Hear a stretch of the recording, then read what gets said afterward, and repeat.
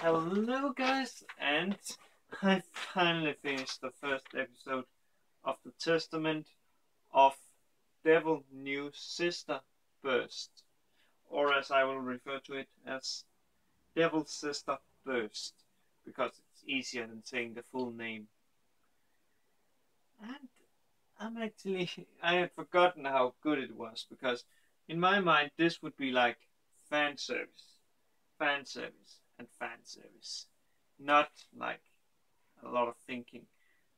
But while there is fan service, there is actually a lot of things that I have to keep in mind and remember uh, when I watch this episode. And I also kind of have to pull events from the previous season, or the first season, the Devil Sister, uh, as it, or the Testament of Devil New Sister, as it's called. So yeah, I may have to like sometimes go and research the old one. Luckily, I still have my review or files for that time. So yeah, but what happens in this episode? Yeah, we actually see Jin, the father of our main character, fighting the demon lord Leonard. And as I recall, Leonard, he is like just one of, I cannot recall how many there is, but I think there's more than one demon lord. So yeah. And also Jin, he is like seen as at the demons like a war god. He's basically like, yeah. And we see this because from what I can see, he is actually not trying to take down Leonard. He's actually just what you call it, trying to figure out if he actually was the person behind the attack on his son Basara. But from what he concludes, he isn't smart enough, Leonard, to do that. So there's one more. There's another that pulls the string behind the scenes.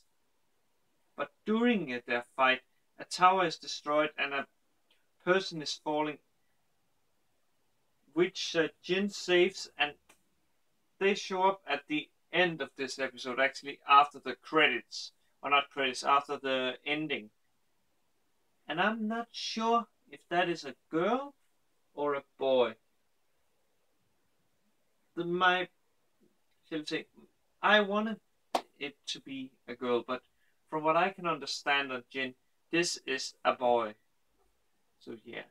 And the reason why I wanted that is because I thought maybe this person was the sister Maria was talking about when she talked to Basara in this episode. And oh man, I love Maria. She is so nice. She is so nice. But what else happens in this episode? Yeah, we we find out that Basara, he has decided to join like the committee that arranges the school fair, or not school fair. It's basically school, sports festival. And there we are, what's called, because he wanted to live a normal life. And during this, we are introduced to new characters, or at least from what I can recall, a new character on, let me see, Tachibana, who I am not sure, but I think that person is a magician or a demon, devil, because uh, it's the eyes of that person glows red.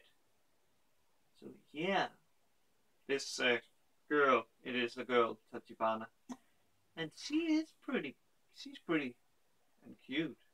I must say, she's waifu material, yes.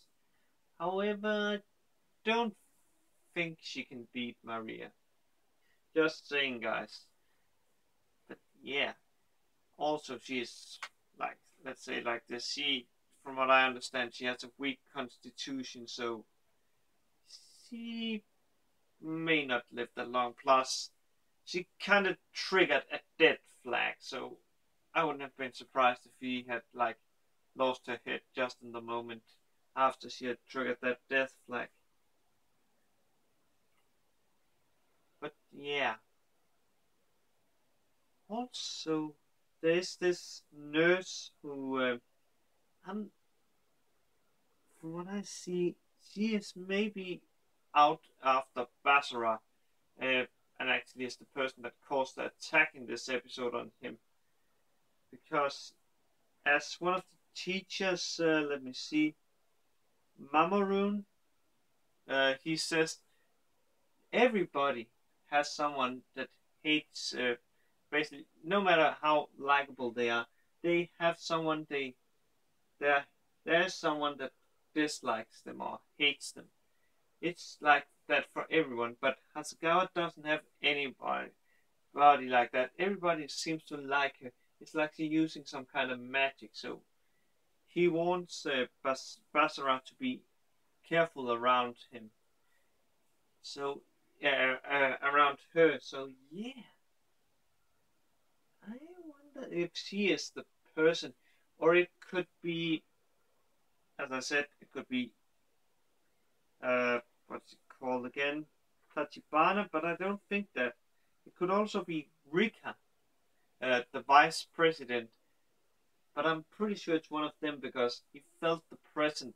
And yeah, considering that he felt that the present that basically was like very negative after he had talked with Hasegawa, it's either Hasegawa or Tachibana, in my opinion, that was out and attacked him or got people to attack him. So yeah, and from what I saw, it must be Tachibana at Hasegawa. But yeah. Also, we see a guy that I totally had forgotten about, Yahiro. He was gonna go to the demon realm, but before he went, he wanted to warn Miu and Yuki that they should train and get stronger, because if Basara he goes out of control, they need to at least be strong enough to kill him, because else he could cause a lot of destruction. So yeah. And how do they train? Let's say it like this. Maria, she comes up with the idea that they basically dress up like in some very skimpy outfits and basically acts like bitches. And when I say bitches, I mean basically like, bitches like dogs. So basically, because the more they submit to Basara, the stronger they get from the demon steel. So yeah. And that is some nice fan service. However, I think the nicest fan service is the one with Maria, where Basara basically holds her. But that is, man, it's so hard to keep straight with this because it's so good. But yeah, as I was saying, Basara was attacked by a lot of people, and he kind of couldn't deflect them all. So he was lucky that Yuki's sister Kurumi showed up and helped him. And Kurumi, she has feelings for Basara. I can see that. And Maria, she's actually a really good girl, because when Kurumi sees how Yuki she submits to Basara, she's a bit, say, weirded out, or maybe she would be a little disgusted, because yeah, you wouldn't kind of see your sister like a slut, would you? No, you wouldn't. So Maria, she basically baptized her with her succubus power, which caused her to be about as aroused as Yuki was when she basically the master and master pact activates. So Kurumi can understand how Yuki feels when it activates. So yes, man, she plays really good, Maria, man. She's a really good character, and I must say, I can understand why Basara likes her. I'm not sure if she is his favorite choice, but personally, I hope that, because in my book, she is the best girl. I think she can even beat out Kurumi, and that is a big praise considering that I actually liked Kurumi in this episode.